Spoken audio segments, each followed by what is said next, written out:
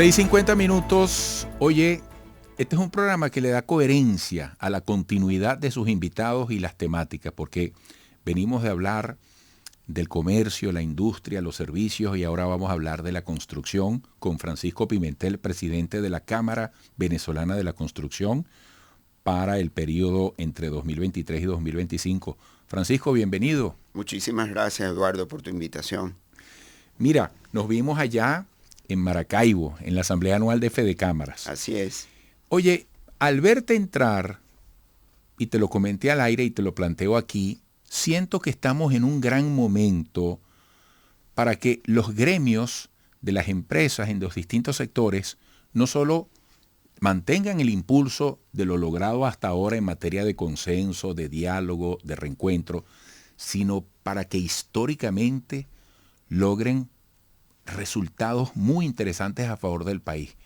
Tú que tienes esta responsabilidad, ¿cómo ves esa posibilidad? Independientemente de la obligación, del deber que tienes, pero ¿cómo ves tú el panorama en un momento difícil? Yo creo que es el momento del empresario privado. El país dejó de ser un país petrolero y ahora depende mucho de nosotros. Uh-huh. En nuestro sector, como digo yo, nosotros hemos construido este país. Desde hace muchísimos años, la empresa privada, a través de su construcción, pues ha venido desarrollando innumerables desarrollos inmobiliarios de infraestructura para el país, y eso se ha mantenido en el tiempo, a pesar de que en estos años había una desinversión en esos mantenimientos, pero fue el constructor privado el que principalmente desarrolló, claro, en conjunto con una serie de políticas públicas que ayudaron a desarrollar este país. Pero toda la modernidad de este país, desde los años 60, que lo vimos en Maracaibo, ese puente de Maracaibo. Eso es una obra de infraestructura maravillosa y fue construida con un consorcio venezolano, con tecnología de primera. Y entonces, y así lo hemos hecho, lo hicimos con hospitales, lo hemos hecho en la misma Universidad Central de Venezuela, el GURI, que tanto nos hace falta y nos llora hoy en día y nos clama por darle un mantenimiento para poder mejorar el servicio eléctrico del país. Entonces, sí es el momento de nosotros, los empresarios privados, que tenemos que llegar a acuerdos, porque tenemos el gobierno, tenemos unas leyes. Yo creo que es cuestión de, como tú decías, que nos sentemos todos los venezolanos en una mesa y nos pongamos de acuerdo, porque el país es de todos y tenemos que rescatarlo. Así es. Amigos, estamos escuchando a Francisco Pimentel, presidente de la Cámara Venezolana de la Construcción. Francisco, ¿cómo está el sector que tú representas, que icónicamente siempre se ha tomado como la referencia de la gran fuente generadora de trabajo? ¿Cuál es la situación? Eso es un punto muy importante que acabas de decir. Nosotros éramos, después de la industria petrolera, la industria más importante del país. Nosotros en el pasado aportábamos más del 7% del Producto Interno Bruto, hoy no llegamos ni siquiera al 1%. Llegamos a tener más de 1.700.000 empleos, hoy no llegamos a más de 30.000 empleos. Entonces es un sector que yo digo ahorita estamos en terapia intensiva y yo creo que es necesario hacer una serie de cambios. Estamos como en el momento más gris del sector construcción, wow. Pero es necesario hacer cambios en las leyes, necesitamos un piso jurídico sólido. Se lo hemos hecho ver al ministro de Vivienda. Hay dos leyes en particular, Eduardo, que están trancando mucho el juego. La ley del deudor hipotecario del año 2007 te establece, por ejemplo, en el artículo 23 que tú no puedes vender una vivienda en dólares. Tú mismo esta mañana estás dando una referencia de cuál es la tasa del dólar, etcétera. Entonces, un país que se ha venido dolarizando, mantener un precio fijo en bolívares para vender una vivienda te lo hace prácticamente imposible. Un desarrollo inmobiliario de vivienda te puede llevar 2 o 3 años de construcción. ¿Cómo fijas tú un precio de construcción en bolívares fijo? Cuando lo vengas a cobrar al final de esos 3 años, prácticamente perdiste la vivienda. Entonces, eso hay que modificarlo, se lo hemos hecho ver al ministro. También tenemos la ley de la estafa inmobiliaria, que fue una ley del año 2012, que también tiene un artículo muy particular, que es el artículo 24, que te establece que tu precio de la te establece cuál es el precio de la vivienda que tú puedes vender. Y en esa fórmula que ellos ponen en ese artículo, Eduardo, no existe la palabra utilidad.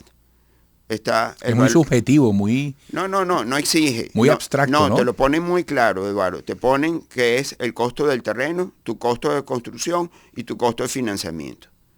Entonces la utilidad es cero porque ellos consideran que la vivienda es sagrada. ¿Qué sería la utilidad ahí en la fórmula? Bueno, cualquier negocio, si tú, como digo yo, cualquier negocio que vende un producto tiene que tener un margen de utilidad porque para eso trabaja el empresario. Los constructores no somos hermanitas de la caridad. Que hay mucha relatividad en esto. Claro. Porque un apartamento, por ejemplo, para ponértelo sencillo, va a tener un determinado valor dependiendo de muchas variables. Exactamente. No es un tema tan matemático, ¿no? No, bueno, y cualquier empresario trabaja en este país por un margen de utilidad. Claro. El único que a lo mejor puede trabajar sin margen de utilidad es el gobierno.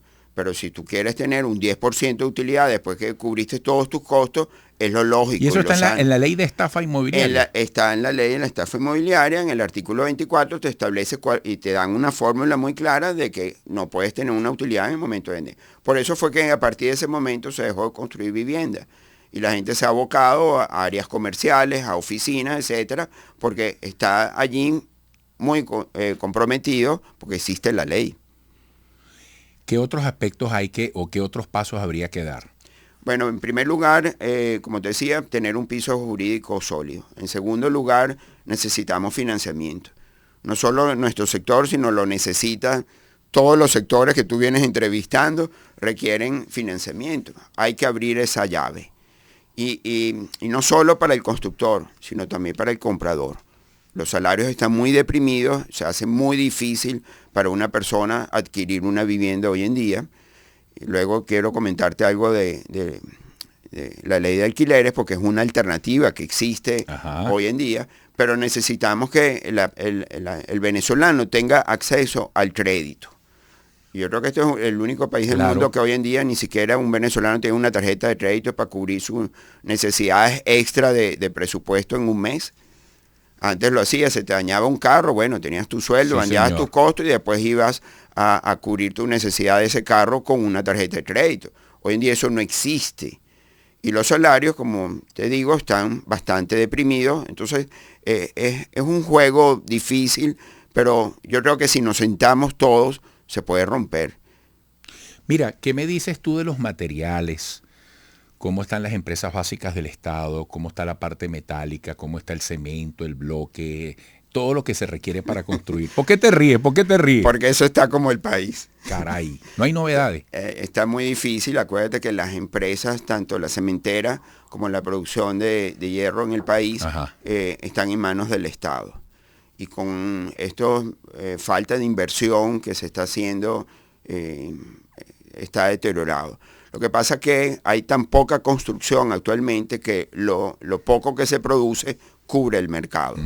Pero claro, nosotros tenemos que apuntar a que en un momento que se reactive el país puede haber una mayor producción. Nosotros exportamos cemento a todo el Caribe. Yo quisiera que volviéramos a llegar a ese tipo de cosas. Hoy en día solo cubrimos las pocas necesidades locales que hay. Entonces, yo creo que eso es algo también que el gobierno tiene que evaluar, de que haya una participación privada. ¿Las sanciones están influyendo en todo esto último que has explicado? Las sanciones influyen en todos los venezolanos. ¿Cuál es la posición de la Cámara de la Construcción en este aspecto? Mira, yo creo que ningún venezolano está de acuerdo con las sanciones. Creo que obviamente le hace daño al ciudadano común, pero hay que llegar a un acuerdo porque las sanciones tuvieron su motivo, un momento para sentar al gobierno en una mesa de diálogo. Esa mesa sigue existiendo, pero va y viene. Yo creo que las sanciones nos han hecho mucho daño. Creo que no debemos, que ya es algo que deberíamos eliminar. Pero eso no implica solo eliminar las sanciones, hay que eliminar muchísimas cosas. Para los empresarios el IGTF también es algo que yo pienso que deberíamos eliminar. Estos artículos que te vengo diciendo en la ley también es algo que se debería eliminar. Entonces son muchas cosas que hay que eliminar en el país, pero eso requiere que nos sentemos, gobiernos y empresarios y todo el mundo, todos los venezolanos, y pongámonos de acuerdo. El país es de todos. ¿Y se están sentando? En el ministerio nos hemos logrado sentar. Teníamos una reunión la semana pasada que cancelaron. Estamos esperando volverla a tener. Yo particularmente, en la época que estaba de director de la Cámara también, fui varias veces al ministerio convocado con el motor construcción. Y bueno, dimos estos planteamientos. Te comentaba hace un rato, no solo hemos dado soluciones a estos artículos de la ley, sino también hemos planteado modificar la ley de alquileres y arrendamiento, que creemos que es una posibilidad importante en el país, ya que alguien no puede adquirir una vivienda, por lo menos la pueda arrendar, y para eso necesitamos una ley equilibrada. Como digo yo, si las cifras que dan las Naciones Unidas, hay 7.200.000 venezolanos que es la diáspora que ha salido del país, pues Eduardo, tiene 7.200.000 camas vacías en el país. Esos son apartamentos vacíos, claro. Tienes una cantidad, es que como digo yo, hasta la persona más humilde en su vivienda tiene una pieza que quiere alquilar, una habitación, un cuartico, y la señora se quiere sentir protegida. Claro. Entonces, esa ley tiene que ser una ley equilibrada y tenemos que buscar la manera de modificarla, porque es un camino más inmediato para que el venezolano pueda tener una vivienda. Oye, has hecho un inventario espectacular desde el punto de vista de interés público, desde el punto de vista periodístico. Te felicito como vocero. Qué manera de explicar las cosas. Te pregunto, ¿qué está pasando con el mercado inmobiliario? Este es un momento que está a favor del comprador.